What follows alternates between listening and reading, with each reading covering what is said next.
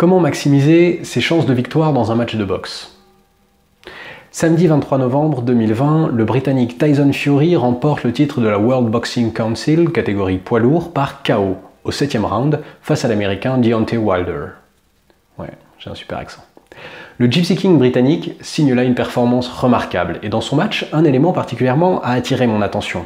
La répétition de son enchaînement, direct du gauche, jab du droit en plein visage.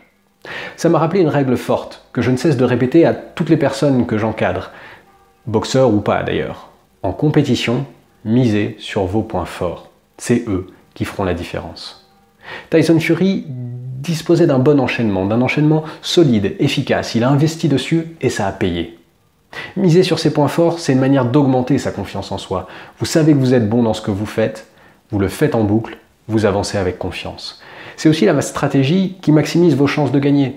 Si votre technique est celle qui est le plus capable de faire tomber votre adversaire, de changer le cours du match, alors à chaque fois que vous pouvez la placer, eh bien évidemment elle est préférable à n'importe quelle autre.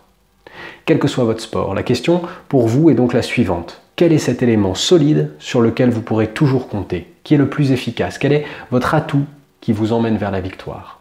Et si vous avez trouvé cela, eh bien misez dessus. Alors ça peut sembler facile ou même routinier ou monotone, mais vous n'êtes pas à l'entraînement. La priorité en compétition, c'est le résultat. Attention toutefois à ne pas miser que là-dessus et à garder des solutions complémentaires. La preuve, Deontay Wilder, l'adversaire de Tyson Fury, était connu pour sa droite effrayante, qu'il n'a pas pu placer dans le match. Bref, connaître ses points forts et miser dessus, c'est fondamental. Mais la souplesse et l'adaptation restent des compétences nécessaires pour tirer le maximum de chaque situation.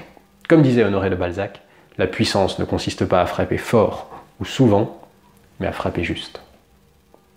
Et si vous souhaitez un récapitulatif rapide des erreurs à éviter dans la préparation mentale d'une compétition, eh bien, cliquez sur le lien qui se trouve sous le titre de la vidéo pour recevoir le guide PDF gratuit « Les 3 erreurs mentales en compétition et comment les éviter ». Merci à vous d'avoir suivi cette brève sportive. À très bientôt et rêvez grand.